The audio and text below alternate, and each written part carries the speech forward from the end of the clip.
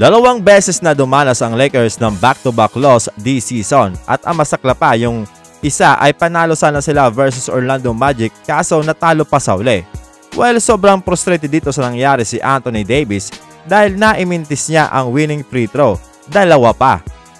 Nang makaharap naman nila ang Denver Nuggets, masyado pang kinawawa ni Nikola Jokic ang depensa ng Lakers na halos walang magawa sila sa second half lalo na sa third quarter. Wala silang maitapat na malakas na katawan kay Nikola Jokic kaya pag malapit ito sa ring, matik pasok agad ang bola. Ang gaganda pa ng pasa nito para sa backdoor play na lalong nagpa-frustrate sa Los Angeles Lakers. Well, si AD at ang iba pang player ng Lakers ay kitang-kita na kulang sa energy. Sabi nga ni Coach JJ Redick, wala silang competitive nature. Well, baka may phobia pa ang Lakers sa Denver Nuggets or sabihin natin kontrapilo sila nito. After na matalo ng Nuggets, muli na naman nabuhay ang samot-saring rumors about sa trade upang makakuha ang Lakers ng isang legit na sentro.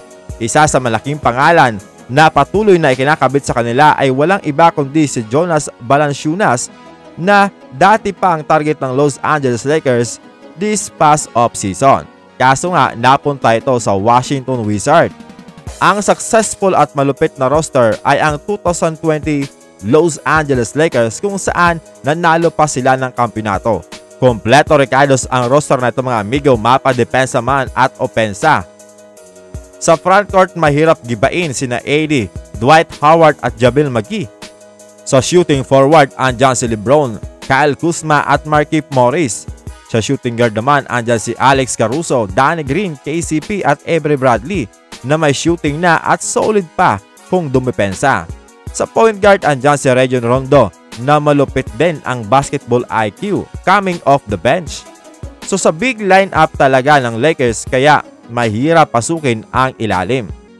Ito ang matagal nang gustong i-address ng Lakers at alam nila ito kaso wala pa rin silang makuha na legit na sentro. This offseason, sinabi ni Coach JJ Redick na kailangan nila ng big bruising center, ngunit nakuha nila ay manipis na sentro. Pwede na rin kaso di naman pinagsasabay dito kay Anthony Davis. While ang tinuturong dahilan ay ang spacing dahil walang tira ang mga ito sa labas.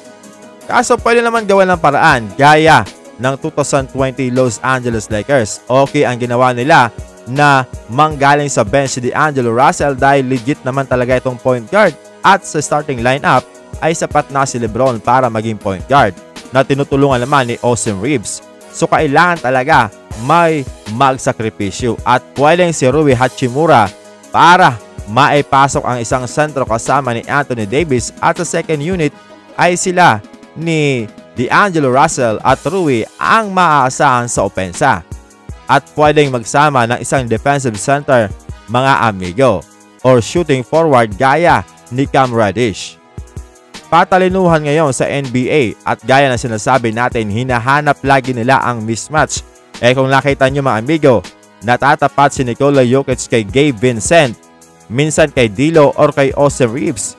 Kaya ano pa ang asa natin kung hindi agad makakapag-switch si AD dahil mag-isa lang siya at kung iiwan niya naman ang kanyang binabantayan, matik na ang backdoor pass ni Nikola Jokic gaya ng nangyari sa third quarter. Sa ngayon, muling sinisisi ng mga fans si Rob Pelinka dahil siya ang nag-build ng roster na ito. While malaki talaga ang kanyang pananagutan dahil para manalo ang isang team, dapat nagko-complement ang mga player na kinuha mo. Kumbaga, dapat swak sila mga amigo. Nasa rank 4 pa rin ang Los Angeles Lakers sa West at bukas makakalaban nila muli ang Phoenix Suns sa pangalawang pagkakataon. All-1 ang status mga amigo at yung pangalawang laban nila panalo din sana kaso nga nag-init itong si Kevin Durant at hindi na mapigilan sa fourth quarter. Ayon sa report, maglalaro si Kevin Durant versus Los Angeles Lakers bukas kasama si Bradley Beal. Maganda ang winning rate ng Suns kapag naglalaro si Durant. 8-1 win-loss record sila mga amigo at ang ma-injured nga ito ay naging 1-6 ang win-loss record nila. Makaabante kaya ang Lakers bukas?